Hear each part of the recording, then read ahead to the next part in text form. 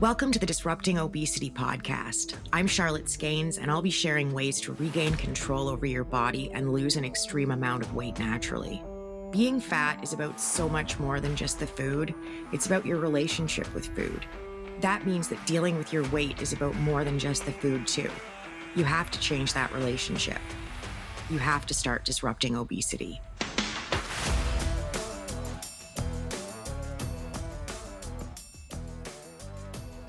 I got a request to do an episode on gratitude. It's not the first time that's come in, and I've talked about it a bit before, but this time it came in from a Flamingo in the forum, and with the 100th episode coming up, it just feels like a good time to do it. It maybe seems strange to talk about gratitude when we're talking about weight loss, but it fits. I promise you, all of these dots are going to connect. In some ways, I guess I have more than the average number of reasons to be grateful. There's a thing about that, though. Holding a high card isn't always the best position to be in when it comes to stuff like this. It's tricky and it feels awkward and it's alienating. Let me explain. So you probably already know about the whole almost dying thing. If you don't, here it is in 15 words or less. 32 weeks pregnant, necrotizing pancreatitis, airlift, crash C-section, 5 months in hospital. Super broad strokes. Not a great situation. There's no clue how I'm still alive. It makes no sense, and it didn't make any sense then. But I know that it's kind of an overwhelming thing to lay at people's feet. What are you supposed to do with that? Yeah, I almost died a bunch, had to learn how to walk and how to sit. I was separated from my boys for 5 months. Shit can get awkward in a hurry, and it can really alienate people, but it cuts both ways. I'm lucky because Sean saw this problem with the high card coming. And you've got to understand, especially probably on this gratitude episode, we've known each other since he was 11 and I was 12. We were put in the same home base in middle school. Then I went to high school a year ahead of him and we kind of lost touch. And then one day when I was 18, we ran into each other because we had jobs in the same plaza and we've been together ever since. When I got sick, we'd been together for 19 years. And we'd been through some pretty serious life stuff before. We had to navigate a newborn preemie in the NICU with 2 more kids at home, me in the ICU.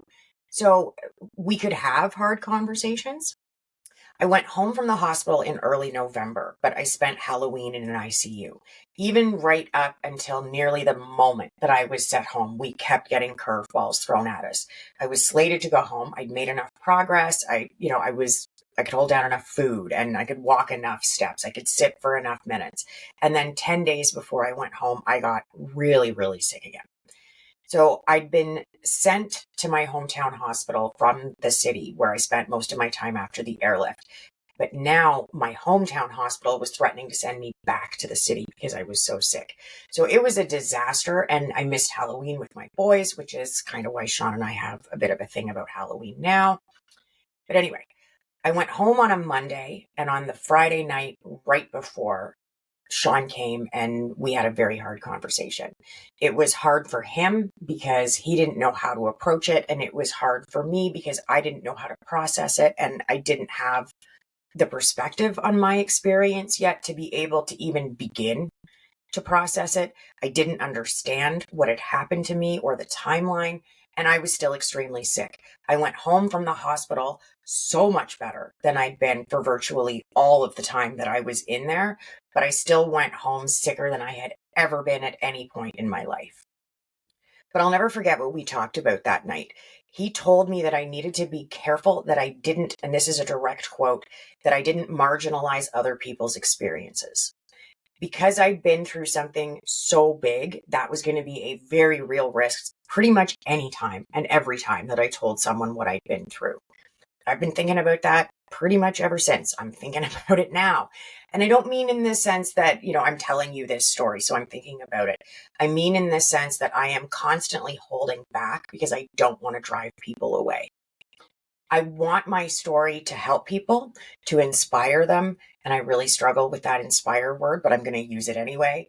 And I'd give just about anything, arguably I am, to stop someone else from having to go through what I went through as an obese person who was hospitalized. But I don't think cautionary tales work, and I don't want to scare anyone more than they're already scared. Being obese is scary enough without me unlocking a whole new bunch of fears for you. You might not be surprised to hear that I was an early talker. I've always been pretty articulate. I won public speaking awards when I was a kid. I have a degree in English and writing, and I have no clue how to talk about what I went through. I can say things like I had to fight for my life, but what does that mean? And how do I tell you what that felt like? Because it definitely wasn't what I would have thought it would be. And to what end? Why? Why does it matter? Aside from trauma dumping, what's the point? Because there has to be a point. The point for me is that it pertains to weight loss in two ways, abstractly and concretely. When I tell you about something that I went through, it's because there's a concrete physical connection between that story and the experience of losing weight or of being obese. And there's an abstract connection between the emotional experience and losing weight or being obese. A lot of the time, it's about sharing perspective. Things look different when you've been that close to death. And that probably brings us right back to gratitude. Every single thing after I came home felt like a gift. I still have moments, lots of them, all the time, where I'm just doing something like watch the boys in the yard through the window, or we'll be playing a board game or whatever. And I'll just look over at Sean and we'll both tear up because it just feels so overwhelming that I'm here. When I first got home, we could look at each other and just start spontaneously crying with disbelief and gratitude and joy. We talked about a lot of things my last Friday night in hospital, but nothing prepared me for how people were going to react to seeing me and what that was going to feel like, learning to deal with their gratitude. Sean told me that people probably weren't going to know what to say. He was right. He said people were probably going to say things that would hurt, but they wouldn't understand why. He was right. He said people weren't going to understand. And he was right about that too. Everything was overwhelming. Everything was loud and overstimulating. A lot of the time it still is, but the gratitude is always there. And it's as extreme as everything I went through. It colors everything, and it's overwhelming. I feel like the dark underbelly of gratitude is worthiness. When you're completely helpless and your life is handed back to you, worth becomes a thing. I got crazy about making my second chance worth it. And I know I'm not always that bright, but I'm smart enough to know that I can't quantify that. What does worth it mean? What does that look like? When will it be enough? Which is like asking how much I value getting to be a part of my boys' lives and be with Sean, and just how much do I value my life generally. And the whole almost dying thing really sharpened my focus there. So the answer is a lot. Like it's a whole bunch. So I'm caught in this circle of being so grateful for everything and doing whatever I can to show the universe how grateful I am and to make it all worth it, whatever that means. And I've had it pointed out to me more than once from more than one person that what I'm doing is crazy, completely insane. And I get it. It feels crazy a lot of the time. I mean, who does this? And there's still shit going on, but I've got a high card, right? Like, sure, stuff goes wrong and things happen, but am I in a hospital almost dying? Am I separated from Sean and the boys? So it's a high bar. Now, twice since I've come home, I have ended up back in the hospital almost dying. There's still shit going on, but my perspective makes gratitude pretty easy. And it makes the worthiness pursuit unavoidable. It makes it the only choice. So here we are, episode 98, and I'm trying to talk about gratitude without marginalizing anyone. Because the last thing I want is for anyone to be sitting there thinking that what you're going through isn't valid, that your struggles don't count, because they absolutely do. Losing weight was the hardest thing I'd ever done, right up until the almost dying, and grief.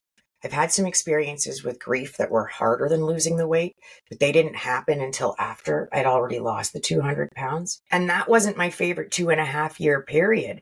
But aside from the fact that I was losing weight, life was good.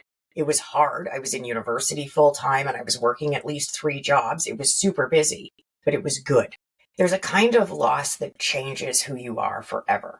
You keep going and you find joy, but you're never the same again. My loss, my person, she was the one who told me that gratitude was a place we go in our minds and that it was the best place that she'd ever been.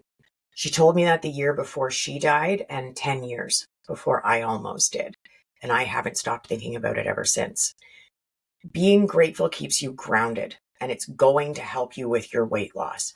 If you're actively being grateful for the choices you're making, for the little things and the little wins, you're building yourself up instead of breaking yourself down, and that's going to keep you on track.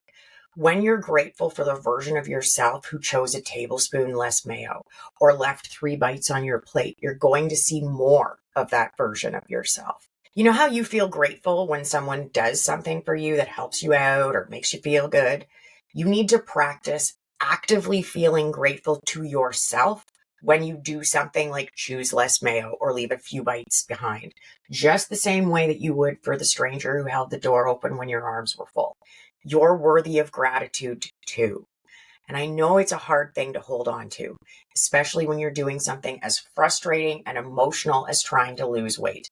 But I promise it will help, especially when it's hard, and especially when you're making choices that maybe you wish you weren't.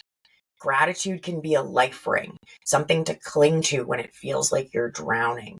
Everybody talks about the shiny, happy stuff when it comes to gratitude, but it's darker too, because you need to know that it can still be there for you, even when it feels like everything is falling apart. Gratitude isn't just for when things are going right. It's for when things feel like they're going wrong. And that is not an uncommon feeling when you're losing weight. You feel frustrated and low grade pissed off all the time. You just want it to be over. It's hard to feel grateful for the time you're spending working at it, but you need to, because the time you spend doing the work to lose the weight now is time you don't have to spend doing it later. I think sometimes the messaging is that gratitude is something that we just have for other people or for things. Like I'm grateful to the neighbors who helped me shovel my driveway, and I'm grateful for the fact that I have a car. But you need to be grateful for yourself too, for the better choices you're making, for trying, for making it through the day. It's okay to be grateful for you. And I guarantee that you're making at least one choice for the better every single day. And if you're not, then your bar is too high. And I'm super serious. The bar's too high. You need to lower your expectations. And please hear me out on this one. If you don't celebrate those little wins, you're not going to make it to the big ones. And the biggest one of all, maintaining a healthy weight, because that's the golden goose. It's what we all want, and it's the gift that keeps on giving. Everybody focuses on getting it off, but how do you maintain? Especially with that 85% recidivism rate just hanging over your head, focusing on the little wins keeps you going mentally so you can keep racking up more wins, and they just keep getting bigger. That's the beauty of small incremental changes. When you couple it with the under the surface work, you make weight loss sustainable and you make maintenance sustainable. To get there, you need to start being grateful for the little wins, the little shifts that you're making. Little wins for me when I was starting out looked like eating 11 cookies instead of a dozen, putting my snack on a plate instead of standing there with the fridge door open and eating it, putting half a tablespoon less mayo on my sandwich, using a smaller bowl for my cereal so it looked like I was eating more. Little things, a whole bunch of little, slightly better choices that added up to losing 201 pounds in just under 2.5 years. Big changes are seductive because we think they're going to add up to big results in a big hurry. But they don't. They add up to big burnout in however long it takes for you to realize that you can't keep cutting out one whole food group or just having some sort of meal replacement bar with a couple of shakes every day. And every time you burn out, no matter how long it takes, you're that much more convinced that you can't actually lose the weight. But you can. You just haven't had the tools you need to do it. And you're living in a world where all the messaging is telling you that you can't do it without a radical lifestyle, an eating change, or medical intervention of some kind. But it's not true. You absolutely can lose weight. You can lose all of your weight by making small incremental changes that are going to add up. At the same time, you want to be doing the under the surface work to make sure that those changes stick and to make sure that you don't end up gaining your weight back. And I would love to help you with all of those things. In the notes under this episode, you're going to find a link to my free guide to getting started for the last time. You'll also find a link to my membership platform, the Flamingo Forum, where you can come and join me and other women just like you who are trying to lose their weight. And of course, there's the program, 53 weeks to change your relationship with food and get the weight off. You can find all of that down below. Next week, I will be back with episode 99. I cannot believe that we are knocking on the door of the 100th episode. In the meantime, keep trying, keep tracking. Don't be intimidated and don't give up. You've totally got this. Thank you for listening to Disrupting Obesity with Charlotte Skanes. If you know it's time to take back control, lose the weight, and keep it off, reach out to me privately with a direct message on Instagram that says ready, so you can start disrupting obesity.